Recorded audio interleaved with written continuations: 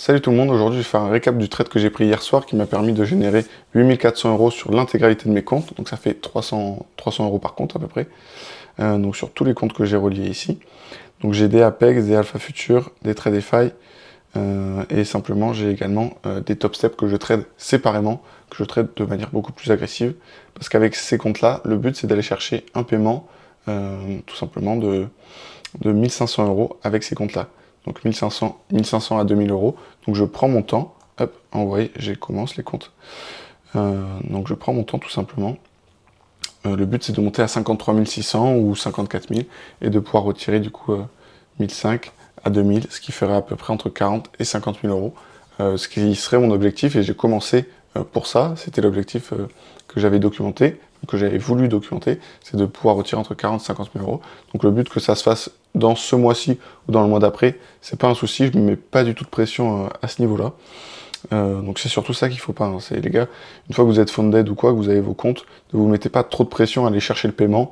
Ça va rien changer, que vous fassiez votre payout le lundi ou le vendredi, ça va absolument rien changer. Donc moi ça me change rien que je le fasse là d'ici la fin du mois ou d'ici le 15 du mois prochain. Parce que c'est 40 000 euros, ça reste énorme. Donc si j'arrive à sortir ça, ça serait fou quoi, tout simplement. Tout simplement. Et ça montrerait que c'est réel, parce que j'ai l'impression qu'en France, il n'y a pas beaucoup de mecs qui documentent ce côté-là des propres firmes futures. Sauf Xelos, que j'ai déjà parlé, qui est très transparent, et qui est très bien, honnêtement. Qu'est-ce que j'allais dire? Donc, on se retrouve sur le graphique. Donc ça, c'est mon graphique. Simplement, je place mes demans, mes supplies. Ceux qui savent pas ce que c'est, j'ai fait. Vous pouvez aller dans le Discord, j'envoie dans mes analyses. Vous pouvez aller voir ça. C'est des zones où j'attends que le prix revienne, tout simplement, pour respecter la tendance, simplement. Hop. Et on va s'en servir avec la fractalité. Donc, quand le prix est en 4 heures, on va chercher des demans en 1 heure et ensuite des confirmations en M5. Et c'est ça sur quoi mon trading se base, tout simplement. Donc, j'avais envoyé mon analyse en 4 heures où le prix était revenu dans cette dimension-là. Cette dimension-là, j'attendais que le prix réagisse car c'était une zone qui avait beaucoup de volume ici. Il y avait beaucoup de volume. Donc, il y avait intérêt à que cette zone réagisse, tout simplement.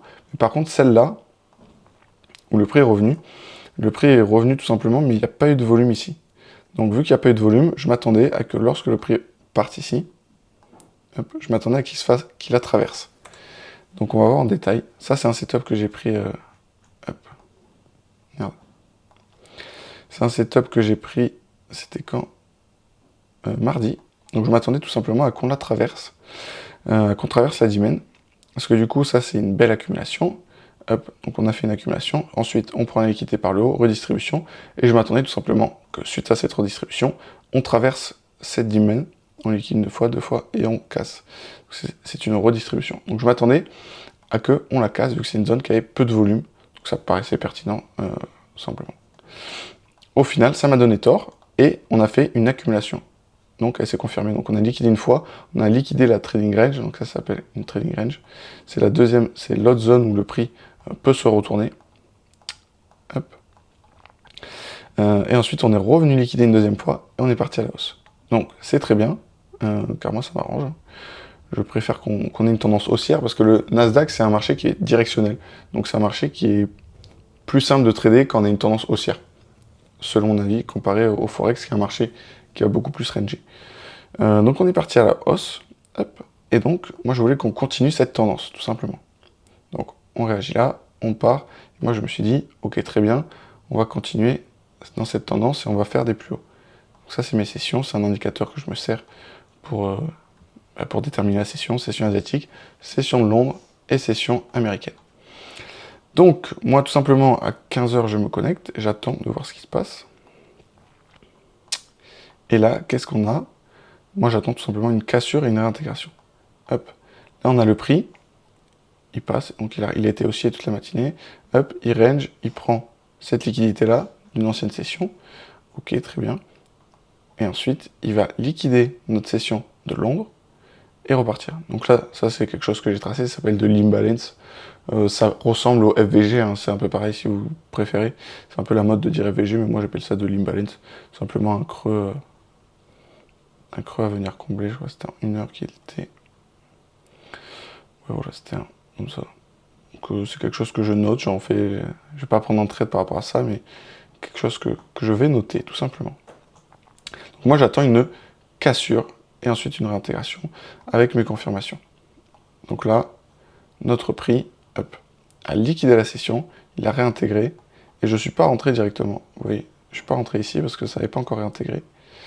Donc moi, je suis rentré un peu plus haut. Et pareil, je ne suis pas rentré sur la deuxième bougie. Parce que le prix fait tout le temps ça. Je pense, ceux qui connaissent un peu les accumulations, les distributions, vous savez que c'est tout le temps le prix range. Hop, il casse, il prend la liquidité ici, là.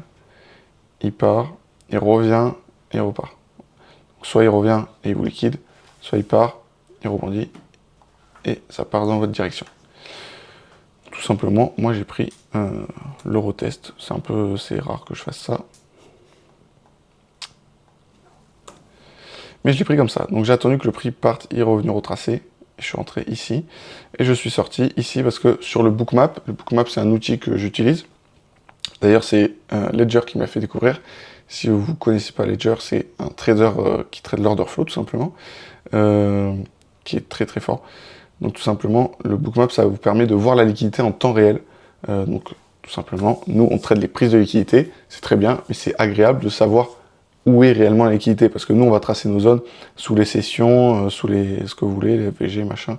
Mais c'est bien de voir s'il y a vraiment de la liquidité à ces endroits-là. Donc là, on a eu notre prise de liquidité, et ensuite on a eu 200 contrats ici. Donc moi c'était ma target. On aurait pu viser, c'était les 75 aussi, il y avait également 200 contrats. Mais moi tout simplement, vu que j'ai les comptes Apex et que j'ai le drawdown suiveur en live, je me suis dit, on va pas prendre le risque, on va sortir tout simplement ici. J'aurais pu viser le London High. D'ailleurs, vous pouvez viser souvent un peu plus haut, hein, parce que vu que c'est des liquidités, le prix, en général, c'est rare qu'il touche et qu'il parte. Vu que c'est une liquidité à absorber, le prix il va quand même taper et après réagir.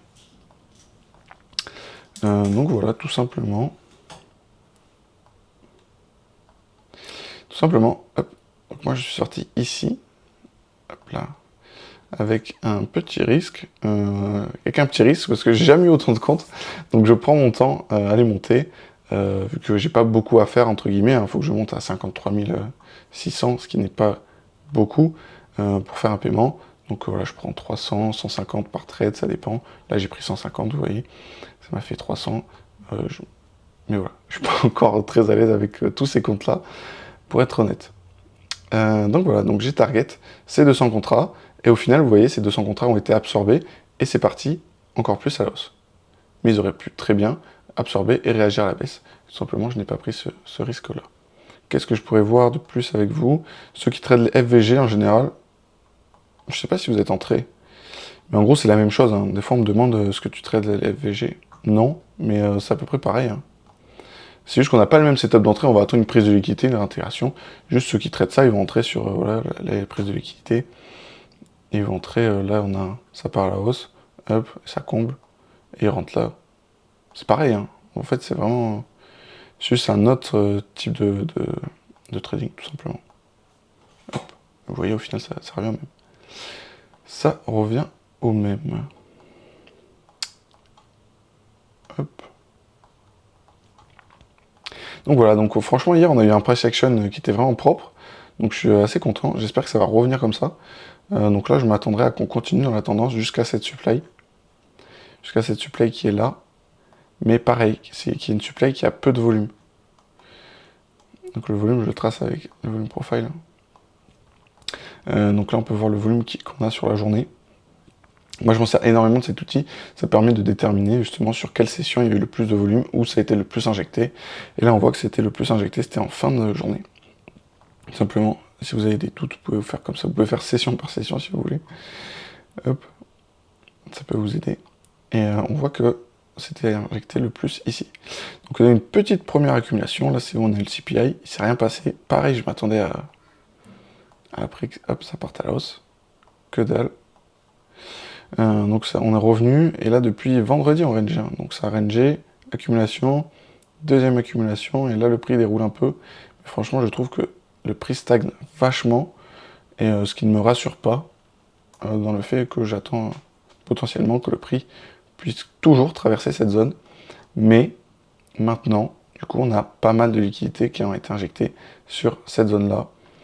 Et du coup, si on prend les plusieurs jours, hop,